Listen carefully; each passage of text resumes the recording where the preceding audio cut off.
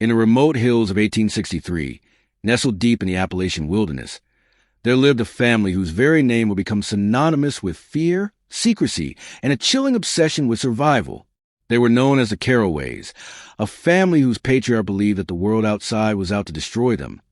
And in a way, he might have been right. From the outside, they appeared like any other isolated mountain family, their wooden homestead blending into the rugged terrain, smoke curling from chimneys, the occasional sound of livestock, the laughter of children echoing faintly into the valley. But behind those walls, a darkness had taken root, one that would erupt into a nightmare the likes of which no neighbor could have imagined. The Carroways, paranoid and convinced that nearby families were plotting against them, devised a plan so grotesque it would forever stain the history of the region.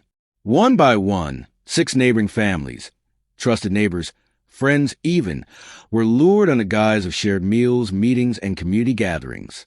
And in the dead of night, when the world slept and the moon hid behind thick clouds, the Carroways carried out their plan. They buried them alive beneath the earth surrounding their homestead. The sounds, historians believe, must have been unspeakable. The muffled cries of men, women, and children swallowed by the soil, the desperate scratching of hands clawing at dirt that refused to give, and the eerie silence that followed once the earth settled into a false calm. But the Carroways did not stop there. Driven by a horrifying logic, the family kept meticulous records, almost as if they were chronicling a harvest. "It is for survival," the patriarch reportedly whispered to his children. "We must endure so we may live another day."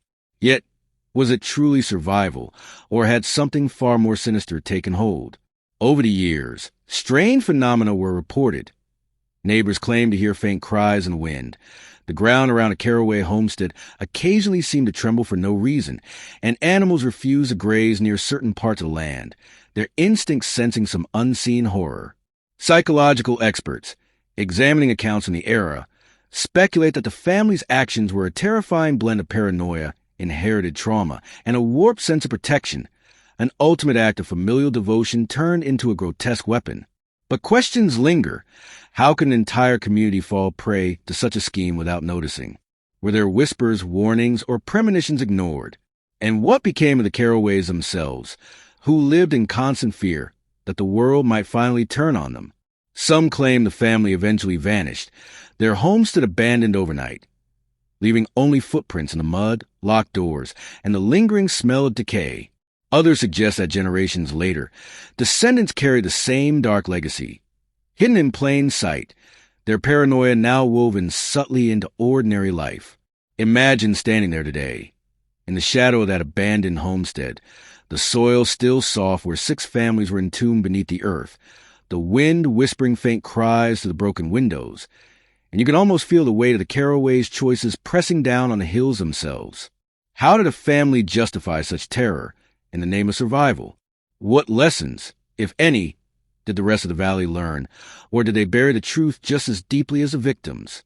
Can the human mind ever comprehend the depths of fear, obsession, and devotion that could drive people to commit such acts?